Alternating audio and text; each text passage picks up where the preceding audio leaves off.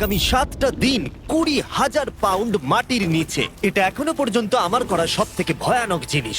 ঠিক আছে, সময় হয়ে গেছে, আমাকে জীবন্ত কবর দাও। ও, এটা তো ভয়ানক।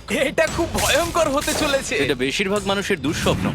ও মাই গড, এই মাটি ফেলা দেখে আমার ভয় লাগছে। সাবধানে থেকো।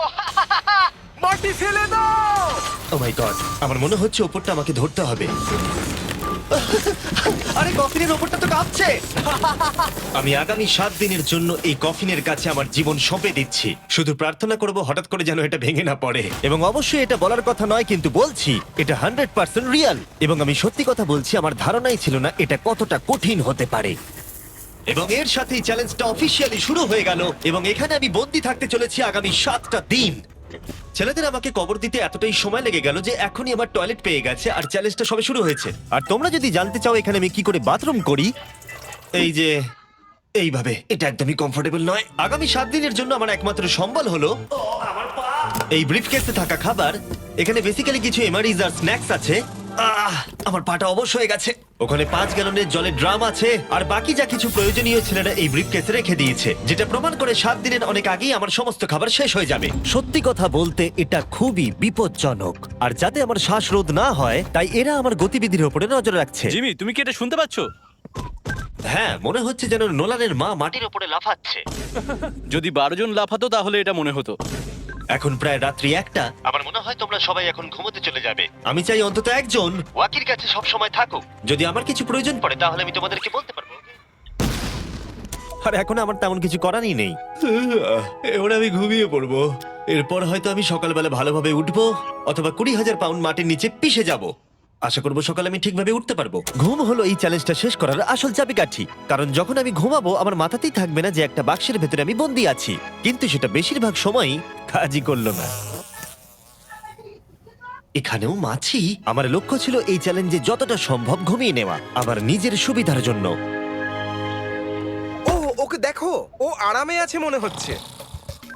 Jimmy jam. না, নোলান তোমার ফটোতে কি সব এঁকেছে? হ্যাঁ নোলান, তোমার মায়ের সেটে আসতে কত ঘন্টা সময় লাগবে? এবার তুমি ভিডিওতে আমার স্ট্র্যাটেজি হলো পুরো সময়টাই ঘুমিয়ে কাটানো। ও, আমি ভুলেই গেছিলাম আমার বন্ধুরা আমাকে বিরক্ত করবে আর আমি ঘুমাতেই পারবো না। এটা খুবই বিরক্তিকর। আমি শুরু করবো আজকের দিনটা এই বড় প্যান্টটাকে শর্টসে পরিণত করে। আও, আও,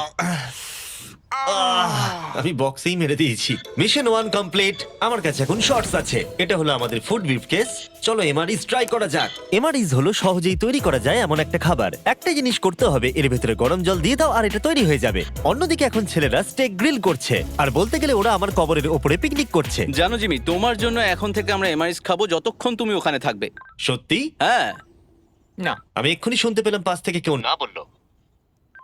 তুমি এখন হট ওয়াটার পাস্তার স্বাদ উপভোগ করো। আর এইদিকে এটা হলো আমার অবস্থা। ও, এটা বেশ ক্রাঞ্চি। পাস্তা ক্রাঞ্চি কেন হয়? এটা তো দারুণ। আমি এতটাই বোর হয়ে গেছিলাম যে আমি মজা করবার জন্য কফিনের দেওয়ালে ঘুষি মারছিলাম। তারপরে আমার হাত ব্যথা করতে শুরু করলো, তাই আমি হাতে একটা মোজা পরে নিলাম যাতে আমার ব্যথা আর না লাগে। আমি মজা করবার জন্য পাগল হয়ে গেছিলাম। ও জিমি, ধন্যবাদ, আমি খুবই বোর হচ্ছিলাম। 1 সেকেন্ড। ও, তোমরা কি করছো? আরে এটা তো আমাকে ভয় পাইয়ে দিয়েছে। তোমরা কি আমাকে একটু বলতে পারবে তোমরা কি করছো? দেখছো না আমার জীবন বাজিতে রাখা আছে। ঠিক আছে। দুর্ভাগ্যবশত ছেলেরা আমাকে কোনো কিছুই বলতে রাজি ছিল না। ওরা যেটা করছিল, একটা পাইপ সোজা কফিনের কাছাকাছি ঢুকিয়ে দিয়েছিল, ভ্যাকিউম দিয়ে মাটিটাকে পরিষ্কার, সরিয়ে দিল, তারপর একটা সার্জিক্যাল ওয়্যার ক্যামেরা ঢুকিয়ে দিল আমাকে দেখার জন্য যে আমি কিরকম অবস্থায় আছি। আস্তে, আমি জানতাম এটাই হবে, জানতাম আমি। এবার ভেতরে যাও। মনে হচ্ছে যেন সার্জারি করছি। এরা কি করছে? আমার পায়ের উপরে একটা মাছি ঘোরাঘুরি করছে। বেরিয়ে যাও এখান থেকে। ভালো করে ধরো এটা। হ্যাঁ, আর একটু নামাও। ও, ক্যামেরাটা সরাও। ও, আমরা দেখতে পেয়েছি।